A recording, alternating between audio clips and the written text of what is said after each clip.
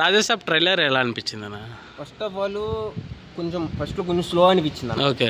ఆ తర్వాత చూసే కొందికి మైండ్ పోగొట్టేశాడు అన్న. అలా కామెడీ డైలాగ్స్ ఉన్నాయి కదా బాగా, కానీ ఆ ఎమోషనల్ కానీ మన తమిళ్ యాక్టర్స్ కూడా ఉండటం అయితే జరిగింది. కానీ ఫస్ట్గా మాట్లాడు కూడా బ్యాక్గ్రౌండ్ మ్యూజిక్ ఏం కొట్టారన్న, ప్రభాస్కి తగ్గట్టు కొట్టారు అంతే.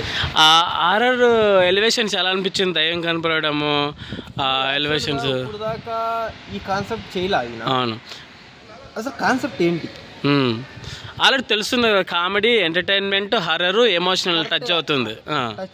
కానీ ఇందులో ఎవరు దయ్యం, ఎవరు అసలు కథ ఏంటి, మధ్యలో కామెడీ ఎందుకు వచ్చింది, ఎమోషనల్ ఎందుకు వచ్చింది, భయం ఎందుకు వచ్చింది, ఎందుకు భయపడుతున్నాడు అసలు నాకేం అర్థం. అసలు ప్రభాస్ భయపడతాం ఏంటి?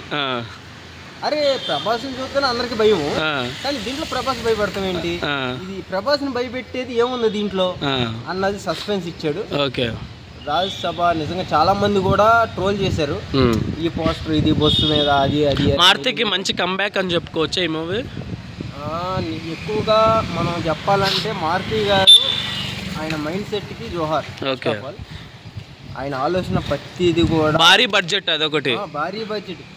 ఇంకొకటి ఆయన ప్రతి ఆలోచన కూడా ప్రభాస్ మీద ఎక్కడ కూడా ఇంత కూడా పోకుండా ఆడియన్స్ ఇలా ఇష్టపడతారు, ఫ్యాన్స్ ప్రభాస్ని ఇలా ఇష్టపడతారు అని ప్రతిది కూడా మైండ్లో పెట్టుకొని చేసినట్టు అయితే అనిపించింది.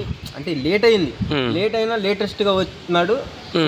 మా దగ్గర ఆల్రెడీ తెలిసిందే, మనం ఆల్రెడీ కలిసాము, ఫోటోలు దిగాము. కానీ ఆయన ఆలోచనకి మాత్రం జోహార్. ప్రభాస్ ఫ్యాన్స్ పండగ అయితే నేను అనుకుంటున్నా. తమన్ మామ ఎలా కొట్టాడు మ్యూజిక్? ఆయన గురించి చెప్పక్కర్లేదుగా, బాక్సులే పగిలిపోతున్నాయి. ఓకే. ఇక్కడ డబల్ బాక్సులు పగిలిపోతాయి. ఈసారి ఓజీకి ఆల్రెడీ బాక్సులు బద్దలైనాయి కదా, ఇప్పుడు పడ్డాయి, రత్తాలు వచ్చినాయి ఓజీకి. ఈసారి డబల్ బాక్సులు పగిలితే లేకపోతే తెర మొత్తం వచ్చి జనాల మీద పడిద్ది, తగలబడిపోతాయి. ప్రభాస్ ఫ్యాన్స్ పండగనంటావు? ఇంకా మామూలు పండగ కాదు, రెడీ చేసుకోండి. ఆర్తలు, కొబ్బరికాయలు, కటౌట్ల మీద మీ ఫోటోలు, మీ పేర్లు రెడీ చేసుకోండి. సందుకి ప్రభాస్ అన్న బ్యానర్లు కనపడాలా, పోస్టర్లు కనపడాలా.